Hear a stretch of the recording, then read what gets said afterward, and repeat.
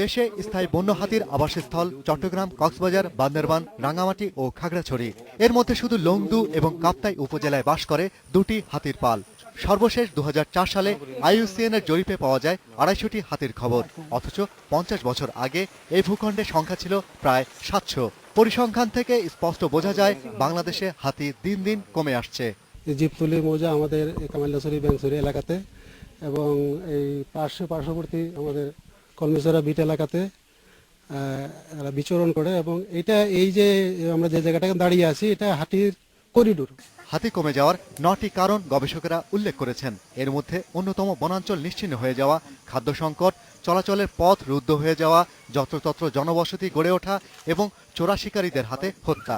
বন বিভাগ বলছে 2001 থেকে 2015 সালের 30 জুলাই পর্যন্ত শুধু বান্দরবান ও কক্সবাজার জেলার 6টি উপজেলার সংরক্ষিত বনাঞ্চলে দাঁত ও হাড়গোড়ের জন্য 152টি হাতি হত্যা করা হয়। বিচরণ ক্ষেত্রগুলো খণ্ড বিখণ্ড হয়ে গেছে এবং মাঝখানে গ্রাম হয়েছে, মানুষের ফসলের জমি হয়েছে, যার ফলে যেটি অবশ্যম্ভাবী হয়ে দেখা দিয়েছে সেটি হচ্ছে মানুষের সাথে দ্বন্দ্ব।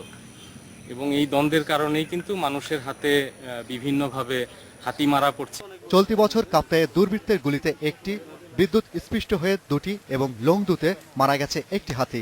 এ ঘটনায় দায়ীদের বিরুদ্ধে কোনো ব্যবস্থা না নেয়ার অভিযোগ রয়েছে। Shahriar, Anirban, independent news, Dhaka.